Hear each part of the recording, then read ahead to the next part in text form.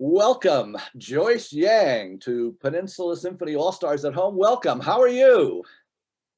I'm doing as best as I can, given the circumstances.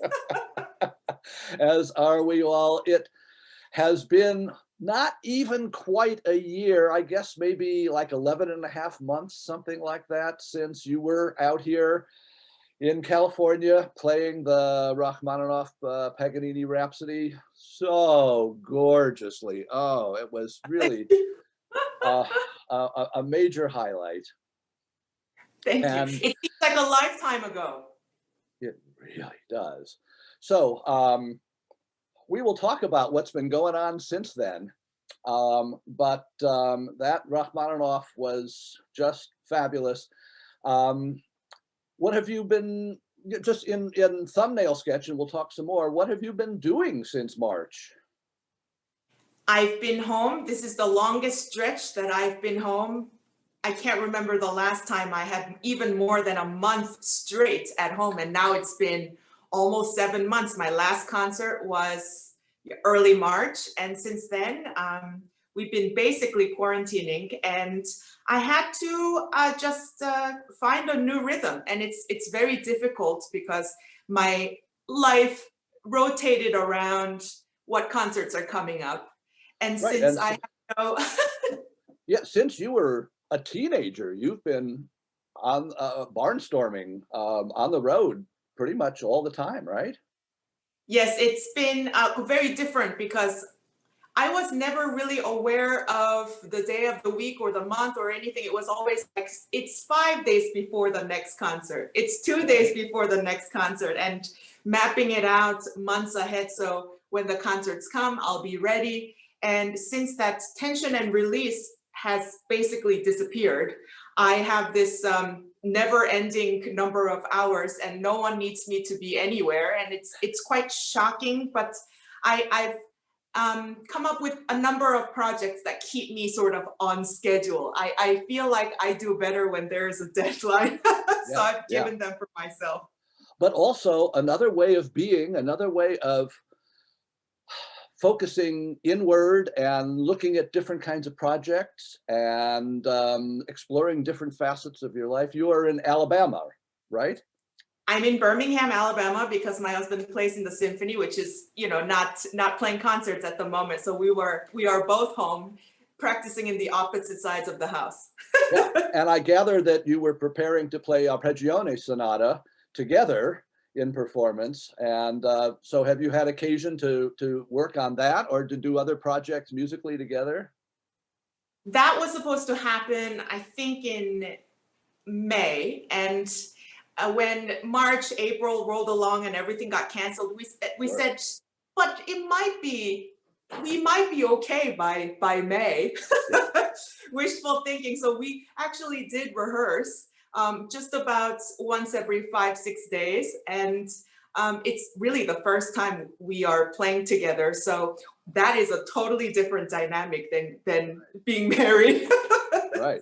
So yeah, all kinds of new ways of living and of thinking about yourself and about experiencing different parts of who you are, gardening and looking at other repertoire that you may not have. Anyhow, lots to talk about, so we'll enjoy that. But since we've been talking about Rachmaninoff, I'd love to have you play something for us. You're going to play a Rachmaninoff prelude. You want to tell us a bit about that? Yes, there is quite a number of them, and all very difficult in their own little ways. And one of my projects being home is to learn all of them, which is, I think there's 23 in total, 10 in the first set, 12 in the other set, and then there's a standalone prelude.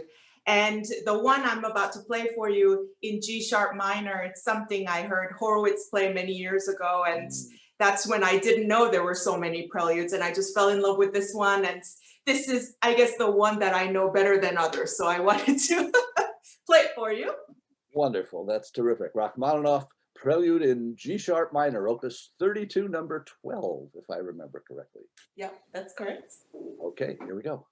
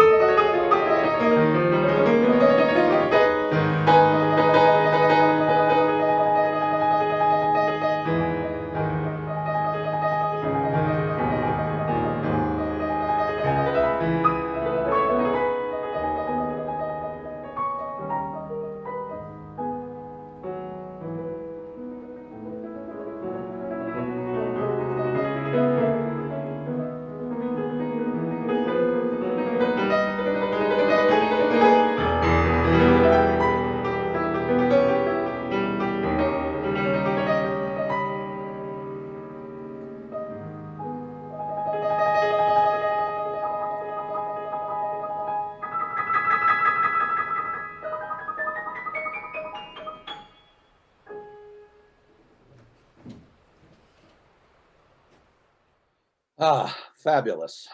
It's such gorgeous music. Bells. It reminds me a little bit of The Bells, the Rachmaninoff piece. It's just, full of bell ringing and images. It's such a colorful piece. Yes, and it's so stormy in a way. I played it extra stormy just now because it started to rain like crazy outside. As soon as I Ah, started it and got super dark suddenly, it's listening to me play or something. wow. Well, if you mention Rachmaninoff and Horowitz in the same sentence, then something powerful is going to happen in the celestial sphere. Okay. So you got to hear Horowitz, No, I never heard him live. Just the just recorded. recordings. I heard Thank him God we once have. live. You're way too young to have heard it. I heard him once, very near the end of his life. He came to California and played recitals, a couple of recitals in San Francisco, and it was earth-shattering. Oh, Absolutely, this was his last return to the stage, of his many returns to the stage. A presence on stage, a mind meld that was nothing like anything else I ever experienced. Really, really extraordinary. So, yeah, go ahead. I always listen to his third Rachmaninoff concerto before I play it on stage because it always changes something. When I hear his recording, there's always an inspiration, even though I'm coming back to the same recording. There's a new color that I hear that I didn't know that option was there until it's present in his playing. And it just, you have to just run back to the practice room to explore more colors. It's so inspirational to always Yeah. come back to it.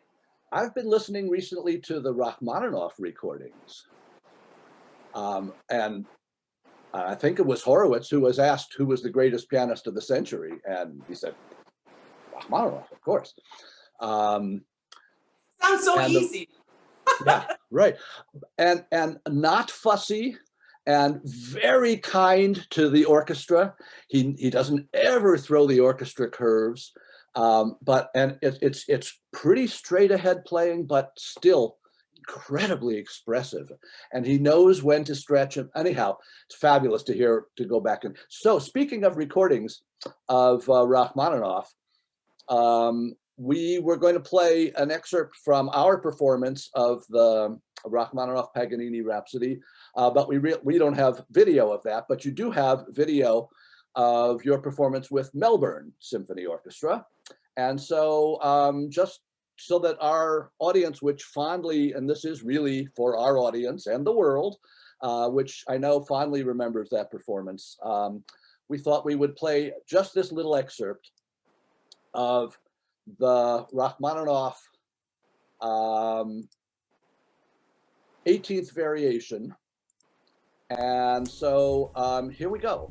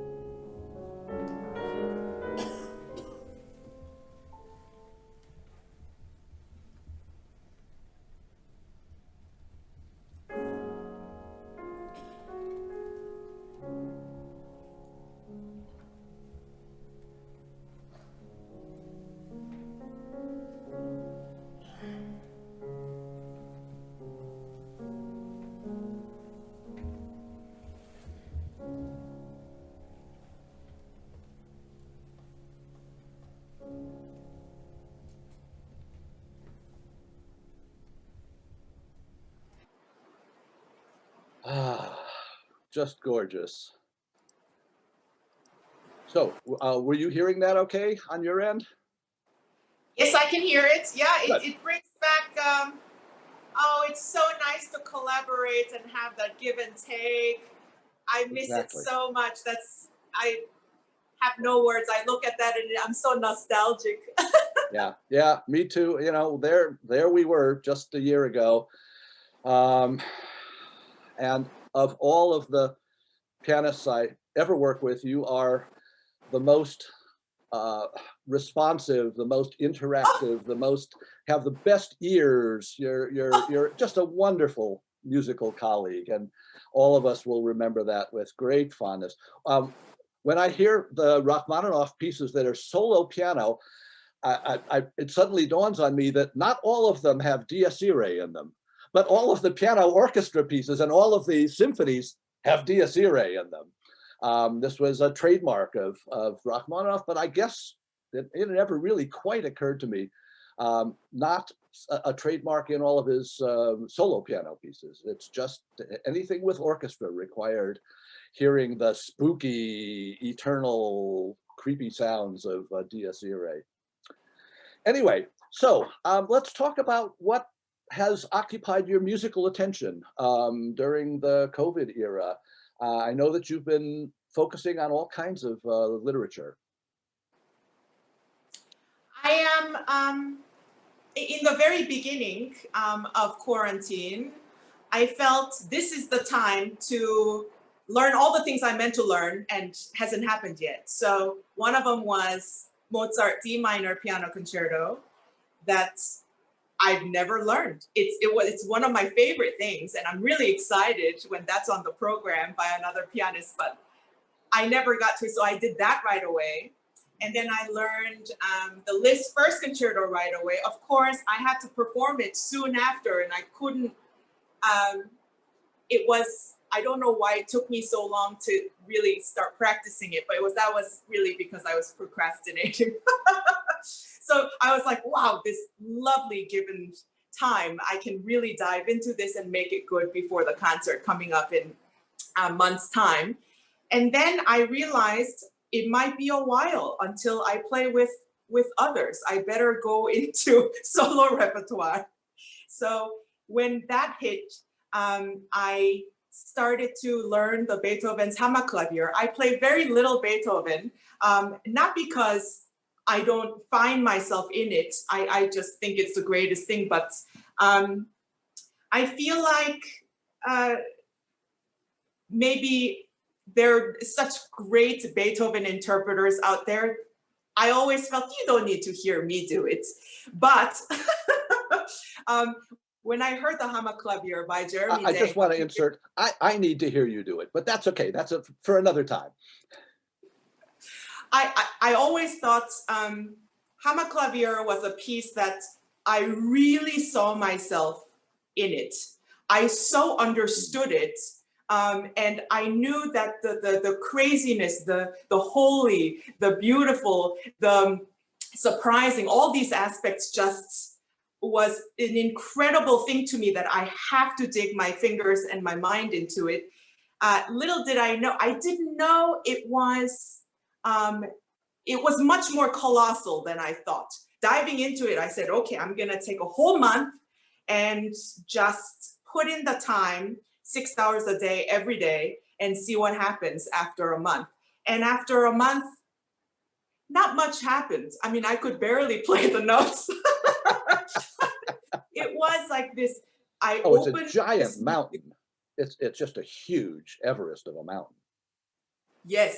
So after about 200 hours of pure concentration, I started to just see little lights in certain phrases, and that was very exciting to me. And the slow movement, I finally got to a point where I felt like I touched Beethoven's hand. You know, that's the core, that's the very heart of Beethoven, and I was just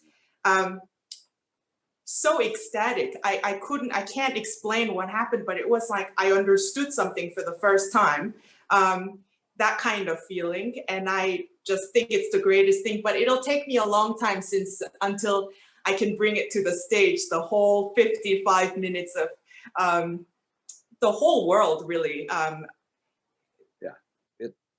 It's one of the Titanic pieces, absolutely touches every possible emotional thread. I've discovered that a lot of people that I've talked to have been going back to Bach, possibly because I talk to a lot of string players, and violinists and cellists are always playing Bach in the middle of everything else, no matter what.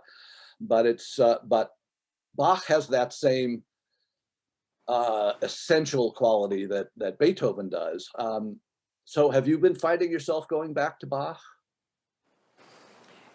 Bach has an interesting place in my life. I played more Bach when I was younger, and then when I started to perform a lot, I got these performance anxiety before I had to perform Bach. Backstage, it was just like I was supposed to unravel this greatest thing in front of the audience, and it was so much pressure on myself, and it was so perfect in a way in my mind that if I lost one thing, the OCD part of myself would say, it's ruined, it's completely ruined, what are you doing? So I only played for myself, and very rarely did I come out and play for others. And earlier this year, I started to perform the Bach's French Suite Number 5, which made a profound effect on me about 10 years ago. And I finally said, you know what, I'm just gonna take it out and start playing it for people. And I took that pressure away from the greatest thing, that I'm gonna have the greatest rendition of it for people. I took that pressure away, and I thought, what if Bach was my friend? And I opened my mailbox and this arrived. How would I play it and how would I present it? As simply as that. Your friend instead of your priest or your, your, at any rate, yeah, because we think of Bach as being a kind of a religious experience, and it doesn't have to be. It's beautiful music. So can we hear some Bach? Yes, this is the movement Saraband, and there are 2 sections, each repeated twice, and after much thinking, I found an arc that is quite interesting. So happy to play it for you. Looking forward to it.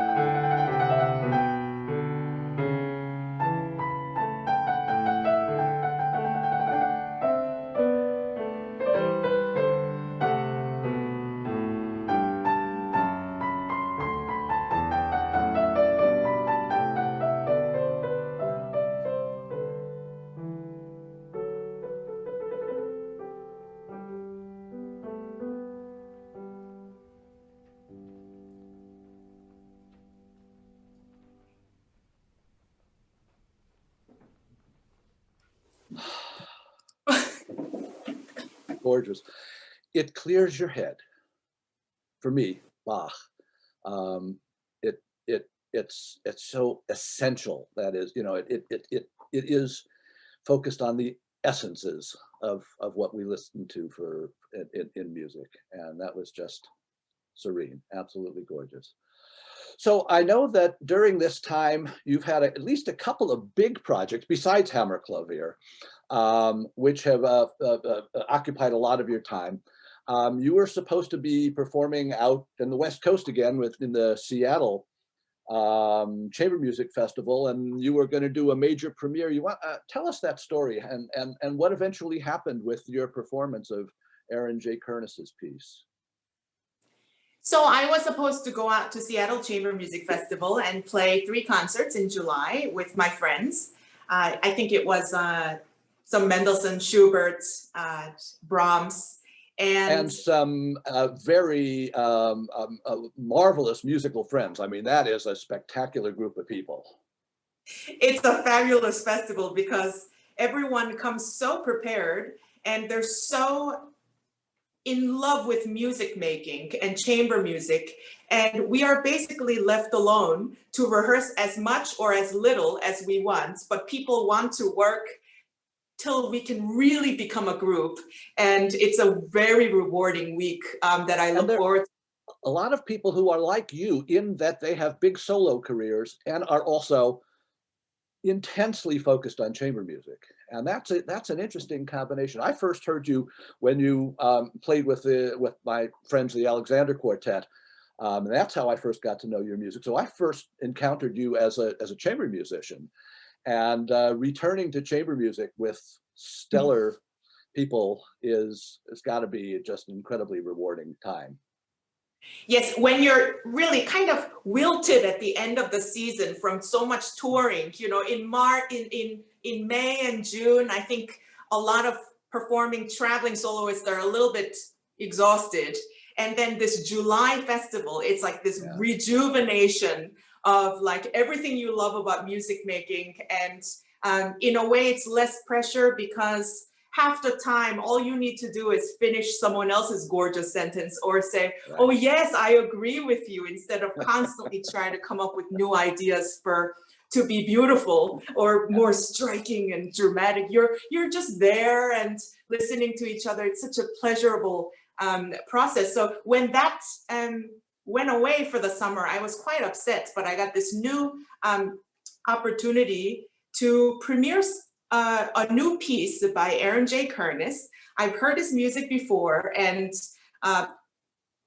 I'm sorry to say, but before my concerto performance in the overture portion of a concerto symphony concert, I heard some of his music being played, and that's the most nerve-wracking time before I have to go on stage. But even then, I heard it backstage and I was like, oh, what is that? And who wrote that? And I want to know more. So he had made this incredible, it was striking to me to get to dive into his new repertoire that no one has ever heard, that is only in his archive. And he had written it for John Corigliano and Mark Adamo for their, I think, 50th or 30th wedding anniversary. And it was given to them, but never performed. So he said, he gave me a number of choices that I could premiere for the virtual digital Seattle Chamber Music Festival season. And when I got to this one piece, which is called A Kiss. Un bacio. Yes. I just loved it right away, even though I didn't understand it. It's one of those things when you hear new music, I usually have a very strong opinion as to, yes, I can interpret this work, or no, this is not me at all, and I have no idea what's going on. Sometimes it takes time, and I give it 3-4 other listens, but this piece, when I heard it, I said, I will put in however many hours required to make this come to life. And so there began my 6-week journey, getting to know an 8-minute piece, and that's all I did all day. It has references, I guess, for Kernis to Red Violin by Corigliano, and Little Women, the opera. But when I think of Un Bacio, I think of Otello, the Verdi opera. Da da da da da un bacio. So that's that. When I listened to it, that was a connection that I thought was actually quite interesting as well. And you did work on the piece, and you did perform the piece. How was the process of recording it? It was a new process because I did it on this piano in my living room of my house. And it was the first project where I recorded myself from home. So, you gather all your strange boxes to the right height, and then you put your recording device on top of it. And I put on the lighting, check the lighting. Check the lighting. And I put on a gown, and since I had no engineer to help me, what sounds like what, I gave it a try, then listened to myself and tweaked it and did it again and did it again. And I Got just it all in one take, right? It was all in one take because, well, yeah, if I were more tech savvy, I guess I could have edited it, but it was not an option. Right. So you could just hear, me screaming from my living room. Sometimes I did my best take all the way to about 92% into the piece. And then I would play this god awful chord or something like that. And I would go, no, and you could hear me screaming and start over. So I did many, many takes for about a whole week. All day I was doing this. And finally, I was tired. I mean, that's really what made me stop, because I knew I had a bouquet of okay takes that was acceptable, but I always felt it could be better. Just let me do it one more time and I think it'll be better. I think that's like a musician's disease. And so when I got just completely exhausted, I stopped. And then it was a long process of listening to myself play, which can be painful because you know what you mean, but sometimes it doesn't get translated and then it just frustrates the heck out of you. Yeah. But I eventually chose one, and I toyed with the idea of sending the composer multiple takes and say, which one do you like the best? But I felt that we had communicated quite a bit until that point, and I know his point of view on certain passages and what's important, what's secondary, and where I need to flow and where I need to just hold back or hold the silence. So I felt like with all that guideline, I have to pick what I thought was the most convincing take. It was no longer like doing the right things anymore. It was like, which performance works as a whole. So sometimes certain sections I wasn't totally happy with, but it gave life to something that's a little bit more important. That kind of proportions worked best in this take. Some performances just take on a life of their own, and that's special no matter whether they're perfect or not. And I guess that was the one that you chose. Yes, I was like, I did two things that's completely against what you told me. It was like, do not do this. And I did that very thing in this take.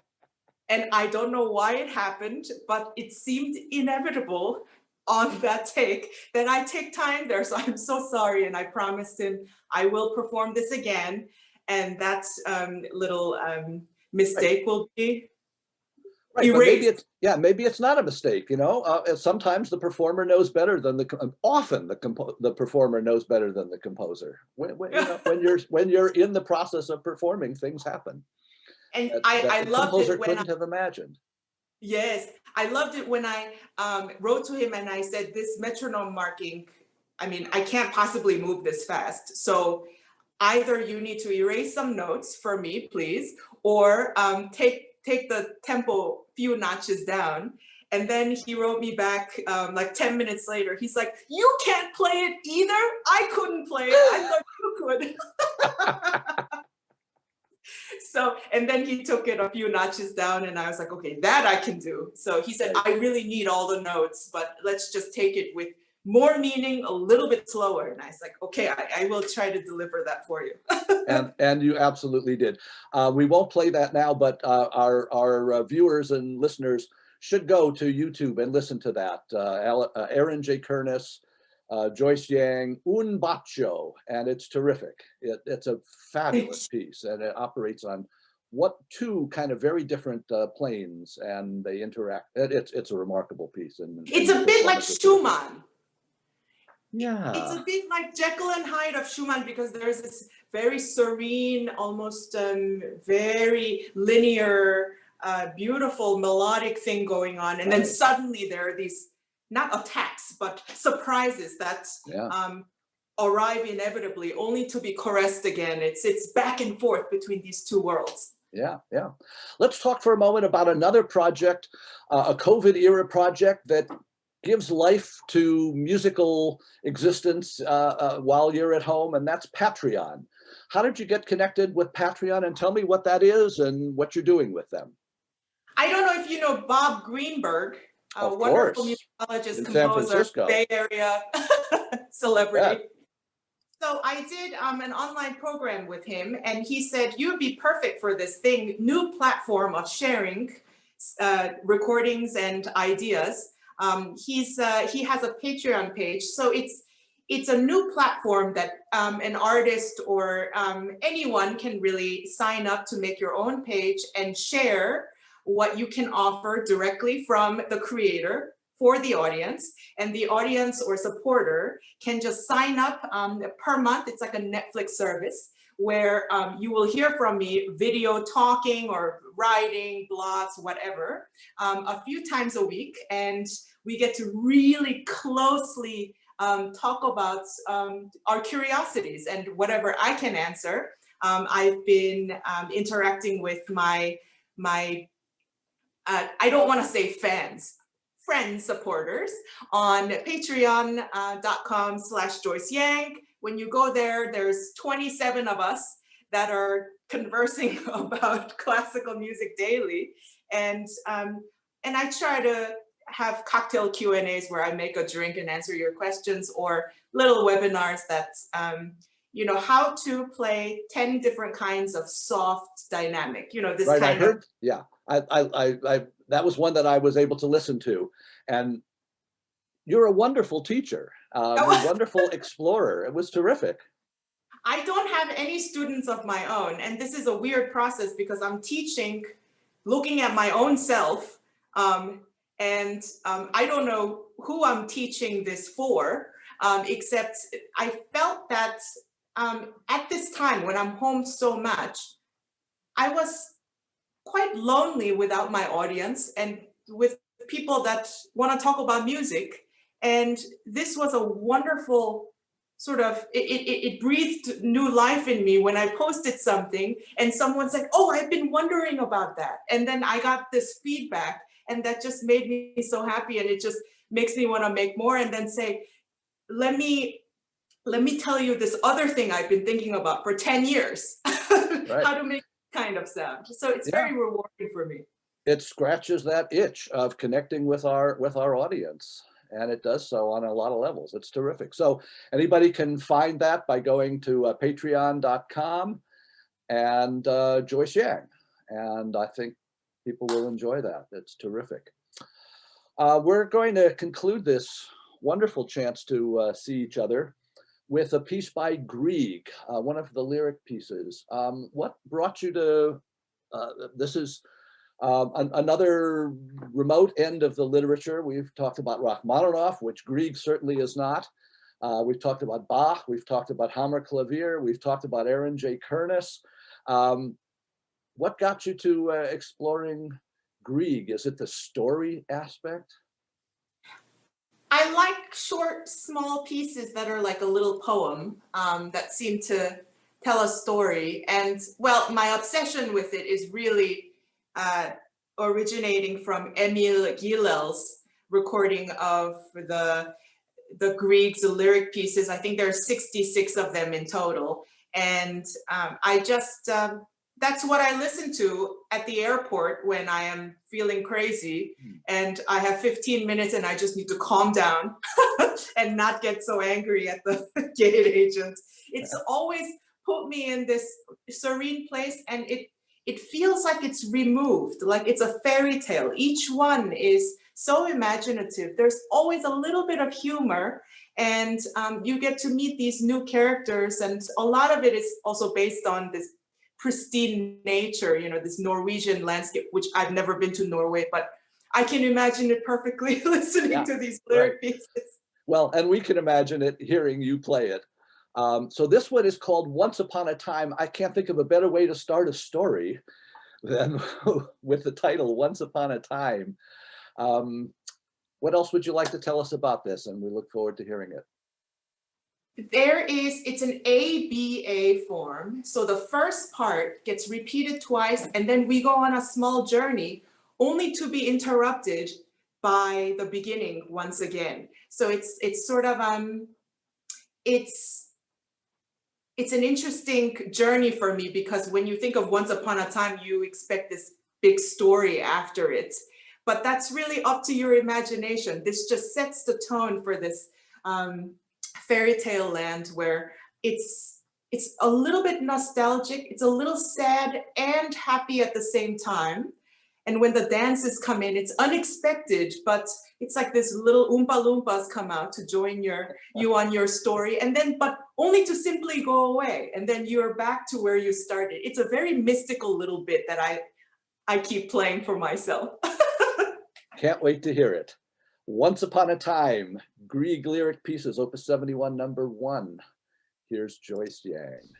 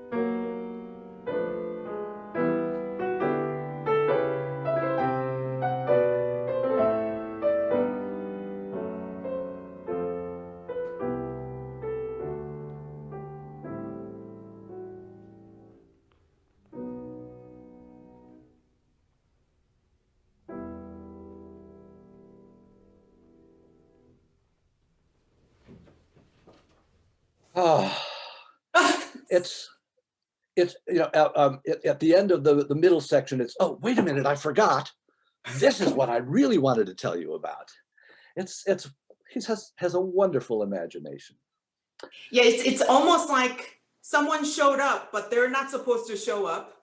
And Right. then he goes, no, no, no, oh, wait, no, no, once upon a time. And then it starts again. Exactly. Yeah. So great to see you, Joyce. So great to hear you play again. It's been too long, and I look forward to the next time in person. I hope so. I loved playing with you and Peninsula Symphony, and it's like one of my fondest memories before, you know, everything came to a crashing silence. Well, we will get back there. There's no question about it. Being patient in the meantime is the hard part, but we will get back there, and we will see you out here again, I hope as soon as possible. I hope so. That'd be wonderful. Thank you. In the meantime, be well, enjoy your garden, enjoy your musical pursuits, and we will see you soon, I hope. Thank you so much. Take care. You too. Bye. Take care. Great to see you.